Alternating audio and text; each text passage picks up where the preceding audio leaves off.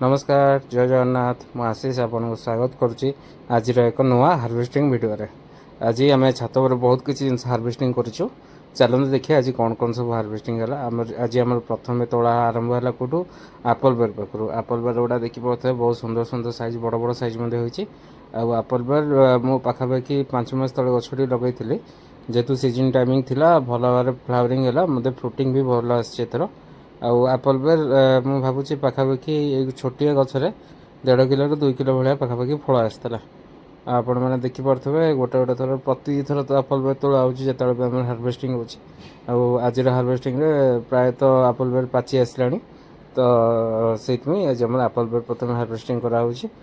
देखुं आम बो हार्वेस्टिंग कर बेर चलते देखो केते सब आप्पल बेर होती आती सब बड़ आप्पल बेर सब तोड़ागला। बड़ आप्पल बेर पूरा एवं पाड़ी पड़ी छोट आप्पल बेर छोट जेहेतु अत्यधिक फ्रुटिंग है अत्यधिक फ्रुटिंग है कौन हुए ना सब फल साइज गुड़ा सामान आसेनि किसी छोट साइज आसला कि बड़ साइज आसला से छोट भी पाचीगला कारण आट ए टाइम फुल होती आट ए टाइम फल होती कौ फलर साइज बढ़ी तो कौ फलर साइज टी छोट रही। आम आप्पल बेर तोला सरला आम आसीगलु बैगण तोड़ापी देखिपे मो बैगण गछ सब गुड़ा सब काटी देछि कारण बहुत हार्वेस्टिंग दे सारा एवं हार्वेस्टिंग पाई सारा बैगण गछ गुड़ा काटिदेले पुणी आउ थे नुआ कअब नुआ कअब जो नुआ फल आसो बैगण गछ गुड़ा एक्चुअली बार बार ग्रो बैग लगे वर्षे कि 2 वर्ष भर चेंज करा पड़ो जब बड़ जगह 15 ग्रो बैग कि 18 ग्रो बैग देवे तेल 2 ରୁ 3 वर्ष जाए जीव। बैगण तोड़ा सरला आज रहा पाकचुई किसी तोड़ा जोटा चाइनीज कैबेज ताको आम लास्ट जी आम तोड़ नहीं जाऊँ ताको आम सालड भाया यूज करुँ प्लस ताको आम कि पकोड़ी यूज करदे खाया भल लगे टेस्ट भल रुए बहुत दिन है पाकचुई गुड़ा लगी रहा पाखापाखि 2 मास है। पाकचुई एक्चुअली मैच्योरिटी टाइम हूँ मैक्सिमम 60 डेज आपड़ चारा लगे 60 डेज भितर पाकचुई हार्वेस्टिंग करदे कथा देखिपे पूरा फुल ट्रे पाखापाखि बाहरी गला पाकचुई बहुत दिन है गाजर तोड़ा हे बोली रही है गाजर तोड़ा हो नाला आज आम गाजर भी तोड़ा हे देखु कह गले ये फास्ट नुह यहाँ थर्ड टाइम पे गाजर हार्वेस्टिंग होची पूर्व 2टा वीडियो आपको देखेनी गाजर हार्वेस्टिंग देखिपे सब गोटे गोटे गाजर गुड़ा सब देखो मुझे गाजर तोड़ धोई सारापर देखिपे गाजर केटे सुंदर रही ऊपर 24 नौ ग्रो बैग गाजर एडे सुंदर हो पारे मैंने भाई पारे आम कि रहा धनिया पत्र तोड़ा धनिया गुड़ा सब रहीकि बुढ़ा हो गला धनिया आज पर्यटन मिलूँ पाखापाखि आउ मत मसे 2 मास खंडे भी मत धनिया मिलो ये धनिया सब जाऊँ केवल जेहेतु बुढ़ा हो गला ये पत्र केवल जहाँ आपंकर रोसई यूज हो बाकी दिख कि डांग हरिका सब आमर धनिया चटनी रे आसो तो से बहुत धरिक कटर काटुची कारण तो उपाड़े लाभ ना काटिदेले कारण यहाँ थर्ड टाइम से गचर धनिया हार्वेस्टिंग हो माने शीत दिन एक्चुअली आप धनिया गछ लगे मुझे तो प्रायत उपाड़ी दिए कि बो आसे काटे कारण काटिले से पुणी थे शाखा बाहर देखिपे धनिया को भाया भाव सब धनिया गछ पाखे से लंका गछ लगाई लंका भी देखिपे पाची गोटे सब बहुत राग लंका ये क्राफ्टिंग गछ थिला किंतु जेहेतु 4 इंच मात्र माटी अच्छी गछ बेसी बढ़ी पारनी तादर किंतु लंका किछटा मझे मझे बाहर 2-3टा लेखे लंका बाहर एपटे गोटे झुड़ुंगा गछ रही देखो झुड़ुंगा आमर तो बहुत तोड़देला ये 2टी भी ग्रो बैग मुझे खाली करदेवी भावुँ आउ कि दिन भर ग्रो बैग खाली करदेवी झुड़ुंगा गछटा मरीगला कारण ये ग्रो बैग जेहेतु झुड़ुंगा गछटा लगी तो बंची जेहेतु फल तो दौर उपाड़ी होनी से गचर फल सरीगला मुझे 2टा ग्रो बैग खाली करदे देखिए नुआ गच कि झुकिनी इधर समर स्क्वाश किसी लगेगा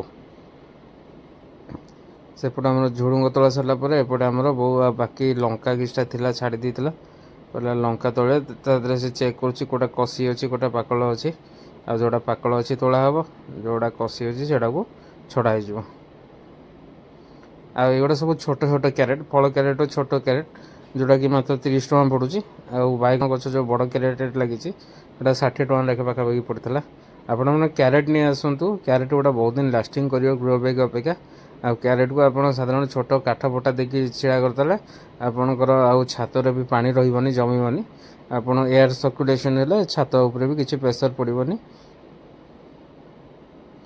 ସେଇଠୁ ଆମର ଲଙ୍କା ତୋଳା ସରିଲା ପରେ ଏଇଠି କିଛିଟା କୋଶଳା ଶାଗ ଲାଗିଥିଲା। ଏଥର ଅତ୍ୟଧିକ ଥଣ୍ଡା ପଡ଼ିବାରୁ କୋଶଳା ଶାଗ ଗୁଡ଼ାକ ଗ୍ରୋଥ୍ ହେଇପାରିଲାନି। ତ ଲାଷ୍ଟକୁ ମୁଁ କହିଲି ବୋଉ ଏଥର କୋଶଳା ଶାଗ ଟିକେ ଉପାଡ଼ି ଦିଅ, ଗୋଟେ କାମ ସରିଯିବ। କୋଶଳା ଶାଗ ତିକ ସବୁ ଯାକ ଉପଡ଼ା ସରିଲା ପରେ କ'ଣ ହେବ ନା, ପୁଣି ଆଉଥରେ ଶାଗ ମଞ୍ଜି ପକାଇବା। ଯେଉଁଟାକି ଖଡ଼ା ଶାଗ ହେଉ କିମ୍ବା କୋଶଳାର ବହୁତ ଭେରାଇଟି ଆସୁଛି। ଖଡ଼ାର ବି 3-4 ପ୍ରକାର ଭେରାଇଟି ଆସୁଛି। ଯେହେତୁ 24 ନମ୍ବର ଗ୍ରୋ ବ୍ୟାଗ୍ ଅଛି 4-5ଟା, ତା ଦେହରେ ସବୁ ମିଶେଇକି ପକାଇବା। ସେପଟୁ ଆମର ଶାଗ ତୋଳା ସରିଲା। ଏପଟୁ ଆସନ୍ତୁ ଯିବା, ଏପଟେ ଆମର କିଛିଟା ଶାଗ ଅଛି, ଖଡ଼ା ଶାଗ ଅଛି, ଆଉ କୋଶଳା ଶାଗ ବି ଅଛି। ଆଉ ଦେଖିପାରୁଥିବେ ଏଇଠି ଗୋଟେ କଖାରୁ ହେଇଛି, ମୁଁ ତା'ର ଭାଡ଼ି ମଧ୍ୟ ତିଆରି କରିଦେଇଥିଲି। କଖାରୁଟା ଦେଖୁଥିବ କେତେ ସୁନ୍ଦର ହେଇଛି। ଆଉ କଖାରୁ ଫୁଲ ଏଥିରେ ମୋର ବହୁତ ହେଉଛି। ପ୍ରତିଦିନ ପ୍ରାୟତଃ କଖାରୁ ଫୁଲ 15-20ଟା ଖଣ୍ଡେ ବାହାରୁଛି କଖାରୁ ଫୁଲ। ଆଉ ସେପଟେ ପାଳଙ୍ଗ ଶାଗ ତୋଳା ସରିଲା ପରେ ଏପଟେ ଆମର ଅଛି ପାଳଙ୍ଗ ଶାଗ ଅଛି। ସେପଟେ ତ ଆମର ତୋଳା ହେଇଥିଲା ଶାଗ, ଏପଟେ ଆମର ପାଳଙ୍ଗ ଶାଗ ତୋଳିବା। ସେପଟେ ବି ଗୋଟେ ଗାଜର ଲଗାଇ ଦେଇଥିଲି, ଗଛ ଗୋଟେ ଉଠିଥିଲା ତ ମୁଁ ତାକୁ ଏପଟକୁ ନେଇ ଆସିଥିଲି, ସେପଟେ ଗହଳି ହେଇଥିଲା ବୋଲି। ଦେଖନ୍ତୁ ଏଇଠି ଗାଜରଟା ଦେଖନ୍ତୁ, ସୋନା ବି ଆମର ପଳେଇ ଆସିଲା। ଆମର ଶାଗ ତୋଳା ସରିଲା ପରେ ଆମେ ଏବେ କଖାରୁ ଫୁଲ ତୋଳିବା। କଖାରୁ ଫୁଲ ଆମର ବହୁତ ହେଉଛି, ଦେଖିପାରୁଛନ୍ତି ଚାରିଆଡ଼େ ଶାଗ ଗଛ କେଉଁଠି କେଉଁଠି ମଞ୍ଜି ପଡ଼ିକି ଆପେ ଆପେ ଉଠୁଛି। ଏପଟେ ଆଜି ଶାଗ ତୋଳା ସରିଲା ପରେ କିଛିଟା ବିନ୍ସ ଆଉ ମଟର ଛୁଇଁ ହେଇଛି ତୋଳା ହେଲା। ଏପଟେ ଆମର ବି ମଧ୍ୟ ଆହୁରି ଶାଗ ଅଛି। ଶାଗ ଆମର ଗଛରେ ସବୁଆଡ଼େ କୁଣ୍ଡରେ ଗୋଟେ ଗୋଟେ ଯେମିତି ଭାବରେ ସୁନିଶ୍ଚିତ ଭାବରେ ପଡ଼ିଥାଉଛି ଶାଗ ମଞ୍ଜି। ଆଉ ସେ ଶାଗ ମଞ୍ଜି ଆପେ ଆପେ ଯେମିତି ହେଲେ ଉଠିଛି, ତ ଶାଗଟା ଖାଇବାରେ ୟୁଜ୍ ହେଉଛି। ଆଉ ଶାଗ ତୋଳା ସରିଲା ପରେ ଏବେ ଆମର ଟମାଟୋ ତୋଳିବା। ଆଉ ଟମାଟୋ ଦେଖିପାରୁଥିବେ ସବୁ କେଡ଼େ କେଡ଼େ ସାଇଜ୍, ବଡ଼ ବଡ଼ ସାଇଜ୍ର ଟମାଟୋ, ବହୁତ ସୁନ୍ଦର ସୁନ୍ଦର ଟମାଟୋ ହେଇଛି। ଆଉ ସେଇଠୁ ଟମାଟୋ ତୋଳା ସରିଲା ପରେ ଆମର ସୋନା ସବୁଥିରେ ହାତ ମାରୁଛି, ତୋଳିବ ବୋଲି ହେଉଛି। ଆଉ ଦେଖନ୍ତୁ ସୋନା ଏଇଠି ତୋଳୁଛି, ବହୁତ ତାକୁ ସାହାଯ୍ୟ କରୁଛି। ଦେଖନ୍ତୁ ତୋଳୁ ତୋଳୁ ଡାଳଟି ମଧ୍ୟ ଭାଙ୍ଗିଗଲା। ଛୋଟ ଝିଅ ଯେତିକି ପାରୁଛି ତୋଳୁଛି, ଯେତିକି ନ ପାରୁଛି ଛାଡ଼ି ଦେଉଛି। ଆଉ ଏଥର ଟମାଟୋ କିନ୍ତୁ ମୋର 7-8ଟି ଗଛରେ ବହୁତ ହାର୍ଭେଷ୍ଟିଂ ହେଲାଣି। ଆଉ ଟମାଟୋ ପ୍ରଚୁର ପରିମାଣରେ ବାହାରୁଛି। ଏପଟକୁ ଆସିଗଲେ, ଏପଟେ ଆଉ ଗୋଟେ ଗଛରେ ଟମାଟୋ ହେଇଛି। ଏ ଟମାଟୋ ଗଛଟା ବୁଢ଼ା ହେଇସାରିଲାଣି, ତ ଟମାଟୋ ଯେତିକି ହେବା କଥା ହେଇଗଲା। ସେ ଆମର ଟମାଟୋ ଧରିକି ଖାଇଲାଣି, ଦେଖିପାରୁଥିବେ ବହୁତ ଖୁସିରେ ସାଗର ଟମାଟୋ ଖାଉଛି। ସେପଟୁ ଟମାଟୋ ତୋଳା ସରିଲା, ଏପଟେ ବି ଟମାଟୋ ଅଛି। ଦେଖୁଛନ୍ତି ନା, ଟମାଟୋ ପୁରା ଡାଲାଟେ ବାହାରିଲାଣି, 2 କିଲୋ ଉପରେ ଟମାଟୋ ବାହାରିଲାଣି। ଯେତିକି ଥର ମାନେ କହିଲେ ଟମାଟୋ 7-8ଟି ଗ୍ରାଫ୍ଟିଂ ଗଛ ଭିତରେ କିଛିଟା ଅଛି 4ଟି, ଆଉ ବାକି ତିକ ସବୁ ନର୍ମାଲ୍ ମଞ୍ଜିରୁ ଗଛ ହେଇଥିଲା। ଆଉ ଏପଟେ ବି ଟମାଟୋ ଗଛ ଯୋଡ଼େ ଅଛି, ତା ଦେହରୁ ବି ଆମର ଟମାଟୋ ତୋଳା ହେଉଛି। ଟମାଟୋ ତୋଳା ସରିଲା ପରେ ଯିଏ ଆମର ତୋଳିବା ଲାଟସ୍ ତୋଳିବା। ଆଜି ଆମର ଫାର୍ଷ୍ଟ ଲାଟସ୍ ତୋଳା ହେଲା। ଆଜି ଆମର ହାର୍ଭେଷ୍ଟିଂ ଭିଡ଼ିଓ ଏତିକିରେ ସରିଲା। ଦେଖିପାରୁଥିବେ ବହୁତ ସାରା ଆଜି ଆମର ହାର୍ଭେଷ୍ଟିଂ ହେଇସାରିଲାଣି। ଟମାଟୋ ହେଲା, ଝୁଡ଼ଙ୍ଗ ହେଲା, ଗାଜର ହେଇଛି, ପାଚୋଇ ହେଇଛି, ଶାଗ 2-3 ପ୍ରକାର ହେଇଛି, କଖାରୁ ଫୁଲ ହେଇଛି।